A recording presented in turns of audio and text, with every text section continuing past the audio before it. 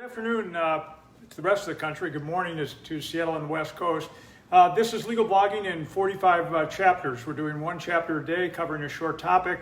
We've been going on for more than a month. We're at chapter 24. We took some time off last week to catch our breath. And today we're talking about localizing your blog and localizing your blog posts.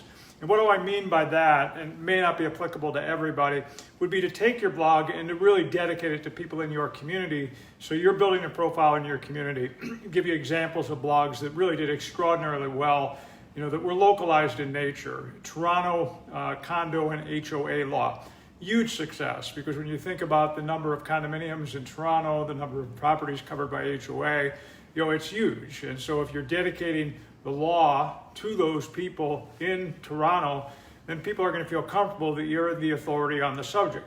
Now, there may not be law per se dedicated to Toronto. It may be provincial, it may be national in nature in Canada. I'm not sure. Another blog that did very, very well is the Chicago IP litigation blog.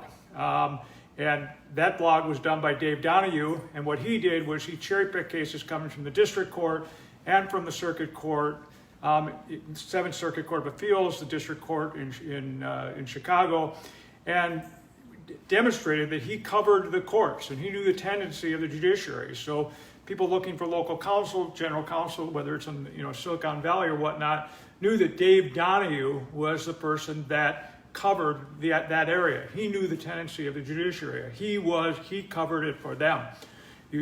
And don't underestimate the power of these blogs, because I ask lawyers when we're doing strategy consultations, where's your work coming from? And they say, well, it could be coming from all over the state. I could get referrals in from other places in the country through other lawyers.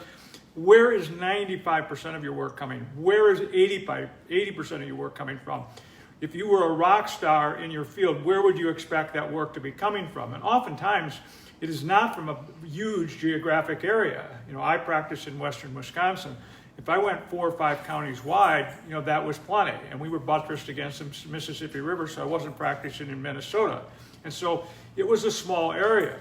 And so think about that when you're focusing your blog. Why not a blog dedicated to Des Moines family law? Western Wisconsin family law. It doesn't need to be Wisconsin family law because the law is from Wisconsin. Who cares? It's who you're blogging to. It's not necessarily the law. People that are looking for a family law lawyer, somebody to work on custody issues, visitation issues, and whatnot, they're not thinking about Wisconsin law. They're thinking about where they live, and they're thinking about lawyers that are comfortable representing people in their area. They're not thinking how lawyers think. So get yourself outside of that. So when you're thinking about local focus versus the law, don't get caught up in the law. Think about your locale. Your locale can be the title of a blog. So it could be, any subject. It could be probate litigation for Minneapolis. It could be probate litigation for Seattle. Now, the law is Washington. It's not just for Seattle, but who cares? It's dedicated for people here. And so if you're writing the magazine, you're writing the book for people in that metro area, you're it. And there aren't going to be any other publications competing against you because every other lawyer is going to be too scared that they're creating a niche. Well, if you're in Seattle, there's 4 million people here. That's more than enough to develop a reputation and relationships. You don't need to say, I need to represent the people in Spokane, which is a much smaller city, and it's 280 miles away. If you get Seattle and you have a reputation, you win. You don't need to be blogging on Washington probate litigation. You could, but Seattle would be more than enough. And then speak to the community. Be one of the community members in your blog. Lawyers get too carried away with writing legalese and writing things that would be for a court to look at or lawyers to look at. Nothing turns off people more than lawyers. We're very low in the totem pole. Maybe journalists are below, but lawyers are right there. The more we act like lawyers, the more we turn people off. The great thing about the internet is your ability to talk like people, like one of them, not one of us. So talk with people. Talk as if you're a member of the community. You can weave in aspects of the community into your blog post. Engage the influencers. And what I mean by the influencers are, who are the people that influence people in the community? They're newspaper reporters. If I'm writing on Seattle family law or Des Moines family law, maybe I should take a look at the Des Moines paper. I don't know if it was called the Register. I'm not sure. I don't recall what it is called. But follow the subjects follow the stories that are relating to family law issues, visitation issues, domestic abuse issues, and reference one of those stories in your blog post. Share the story. Provide your insight and commentary on it. Let the reporter know that you covered it in your blog. You're engaging the influencers. If you're doing any type of business work, then look at the local Chamber of Commerce. Look at the business publications in your community. Look at your newspaper. Look at other blogs. I mean, if you're blogging here in Seattle, you probably want to be following the West Seattle blog because it has huge readership in West Seattle. There's also other publications that have readership. If you're in Seattle, there's GeekWire if you're in the business. So you've got to be knowing who those influencers are.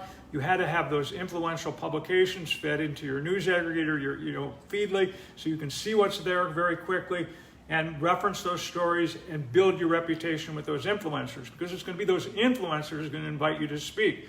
Maybe it's the local bar. Maybe it's the Chamber of Commerce and whatnot, but they're not going to know who the hell you are unless you're out shaking their hands with your blog by referencing their stories. So one usually brilliant post as to the legalese isn't worth anything compared to one post that could reference an influencer and gets you known by them and invites you to speak there. I mean, it wasn't a blog post, but I was on Twitter this morning and I shared something that intersected with Florida.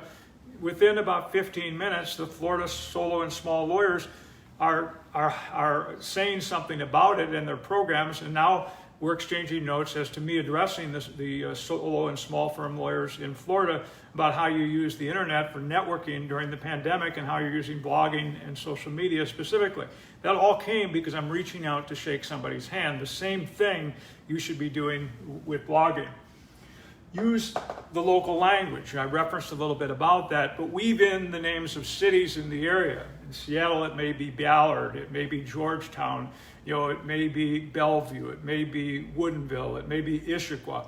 Because what Google is hearing is they're hearing you talk about this area. They know you're engaging people in this area. You're concerned about people in this area. So they know when people are doing a search that you're speaking with people in the community. You built a reputation in this area, especially as you begin to get citations from other publications in this area. They might be other legal blogs even. But use the nomenclature of your community. Weave that into your post. I think it's a very effective way to blog to say, that I was speaking to a family that lived out in Woodinville about this type of situation. You haven't disclosed any confidence in any means by doing that. But what you have done is you've demonstrated that you do speak with people in the community that people are familiar with, and maybe they could talk to you too. And you're demonstrating to Google and everybody else that you're talking to people in communities right here in the Seattle area. And you have all of those things around you. And I had a small town. It might have been Vernon County, it might have been Crawford County, it might have been Monroe County that I may have been using the terms of, or towns in these areas to build influence. And the last thing to think about is Google local search. So you can set your blog, and we set them up and we do it at LexBlog, so that you're coming up in those 3 top posts or entries, search engine entries at Google. So that what happens is that when people do a search for Toronto HOA, lawyer, etc., your publication is right there. It's identified by you as the lawyer, because as you remember, your blog isn't going to look a lot different to consumers or even to Google, because it's going to have information about who you are, how you contact you, and the type of services that you offer.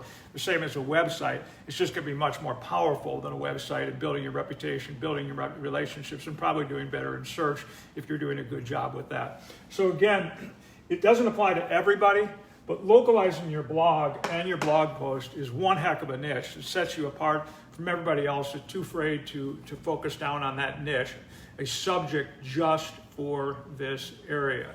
And then when you're doing it, think about your focus is local, the law is not. You're just bringing the law for your state or the country to the businesses, consumers, and corporations in your area. Speak to the community so they can feel that you're talking to them. You're not above them. You're speaking with them. You're engaging them. Look for the influencers. Who are the influencers in your community that might invite you to speak? The publishers of newspaper, business publications, it could be anything. Who are those influencers out there that you can follow and engage their stories so that you're going to start to get seen? Use local language so that Google understands that you're talking about cities, counties, areas of your community. And then register in local Google search. If you do these things, you can have a life-changing event with your blog. Within about a year, you're going to start to notice an awful lot. Within 2 years, it's really going to be a life-changing event. You're going to be doing the work that you want to be doing, the type of stuff that you enjoy doing for the type of clients that you want to be representing in your practice. Have a great day.